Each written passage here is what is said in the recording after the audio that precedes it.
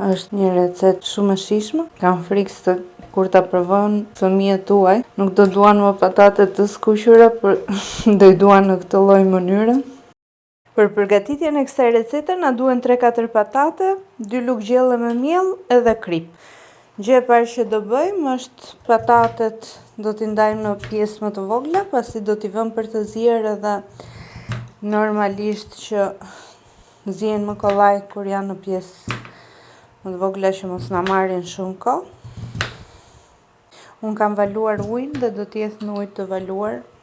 Tashmë hedhim patatet me kujdes që mos të digjeni. Unë këtë e bëj, jo kam thënë që të shkurtoj pak më tepër kohën.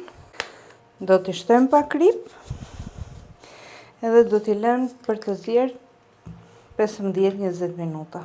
Pasi i kemi lëmë për të zier rreth 15-20 minuta, patatet i kemi gati, do t'i derdhim ujin e më pas do vazhdojmë me pjesën tjetër të recetës.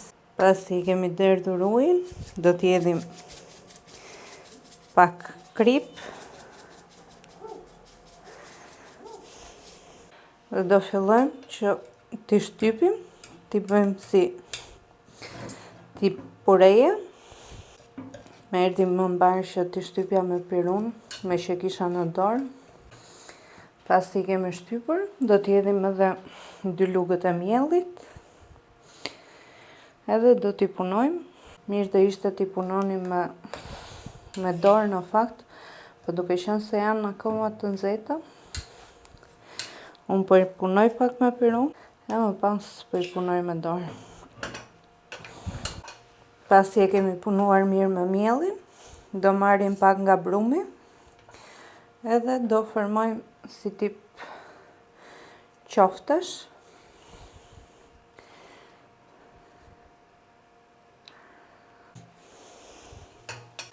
Pasi kemi bërë disa qofte, do fillojmë me skuqjen e tyre. Në tigan kam hedhur pak vaj lule dielli, ndezim vatrën edhe presim derisa vaji të nxehet.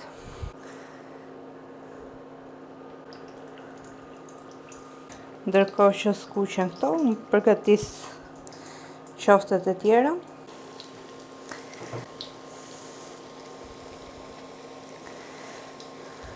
Pasi i kthejmë her pas here dhe shohim që janë skuqur, do t'i vëmë edhe në pjatën ku do i servirim. Në pjatë kam vendosur letër kuzhine që të thithi yndyrën e tepërt dhe me kujdes largojmë qoftet.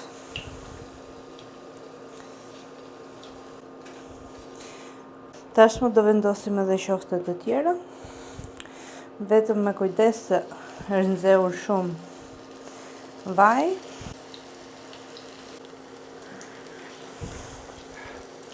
I kthejmë her pas here.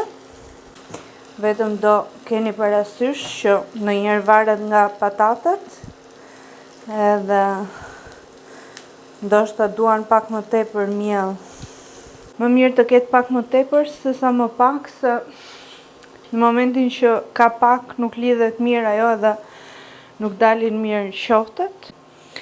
Do fillojmë të largojmë qoftet që janë skuqur. Ja dhe qoftet tona i kemi gati, nëse mund t'i quajmë qofte. Realisht kanë një shije të mrekullueshme se unë tani nuk ri dot as pa i provuar.